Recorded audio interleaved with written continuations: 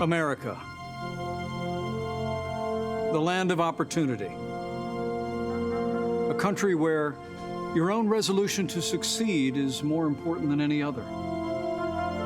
Abraham Lincoln's words from 165 years ago still resonate today because of who we are and because of what we are. A country where a boy born into poverty in a log cabin, raised right here on the frontier of Indiana, could educate himself, become a lawyer, become a president of the United States who would preserve the Union, abolish slavery, and save the nation.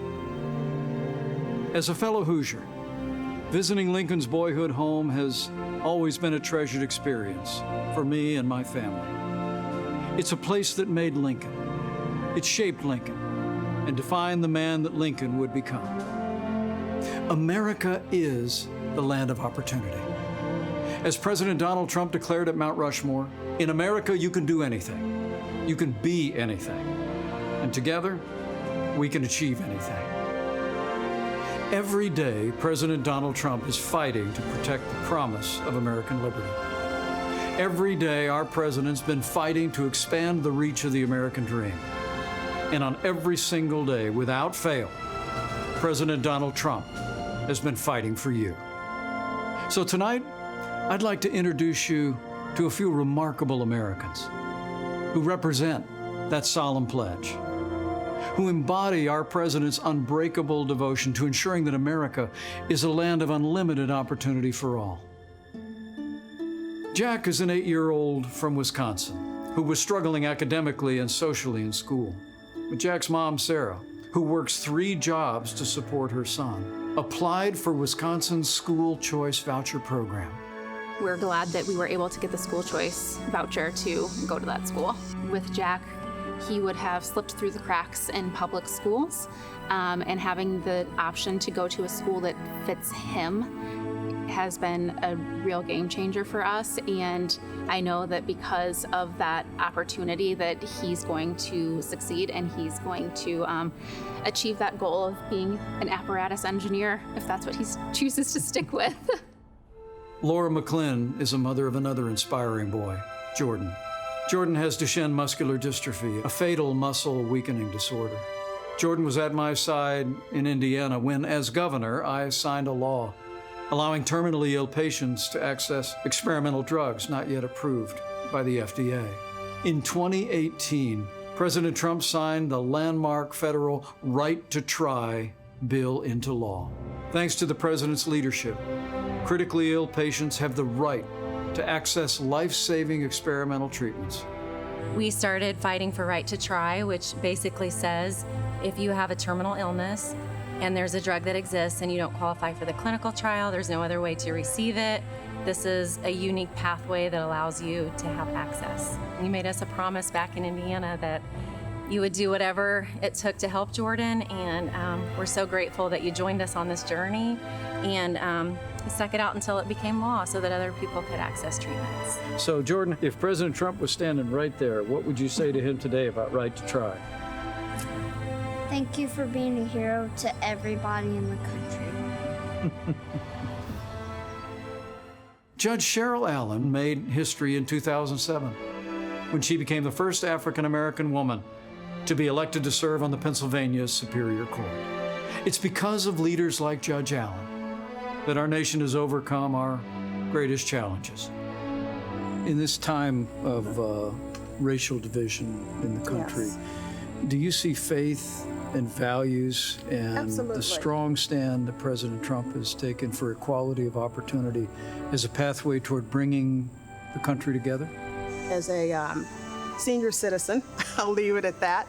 I know what racism feels like, but I also know that but for my being in this country, I would have never been able to achieve the things that I have been able to achieve.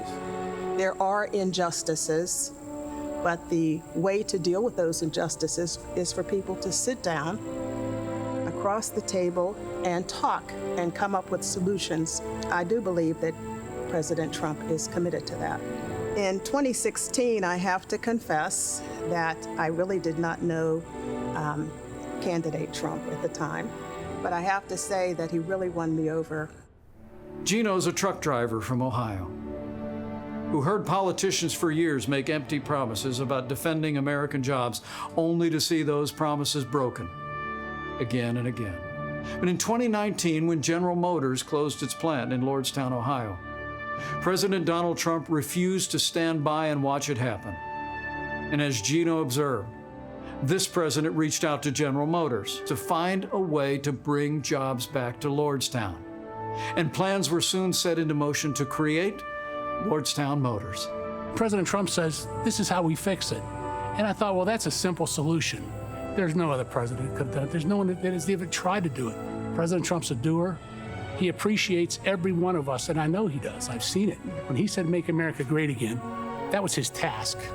That wasn't his slogan. That was his task. And every hat you see that says MAGA on it, that's what your president's doing for you. Thank you, Mr. President, for keeping the promises that you made. And then there's Pastor Aaron Johnson. Today, he's the executive director of the Tulsa Dream Center, a nonprofit that provides education and medical services and food to those in need. AJ, you've got a great personal story. When you see the way this president, this administration have been leaning in to create opportunities, investments in communities around the country to create jobs, expanding educational choice, what does that mean to the families that you serve every day? It means so much to our families. I did grow up in a single-parent home, and so we serve over 600 boys and girls right now on a daily basis, even in COVID. And so for us to give these moms to have an opportunity to take more money on their check, on their paycheck home back to them, to have their children be able to go to a school that they may not have the opportunity to otherwise, it means so much to us. There's been so much greater opportunity for individuals to come together in any walk of life. People have really been able to see such a positive change and been filled with hope, especially throughout this time. Lydia left hearth and home, friends and family in Honduras to pursue a better life here in America. While raising their 4 daughters, Lydia and her husband run a small business that creates security systems. But just months after their business was up and running, our nation was struck by a global pandemic. That's when President Donald Trump stepped in and enacted the largest financial relief package in American history. Her small business stayed in business, and her American dream kept running strong.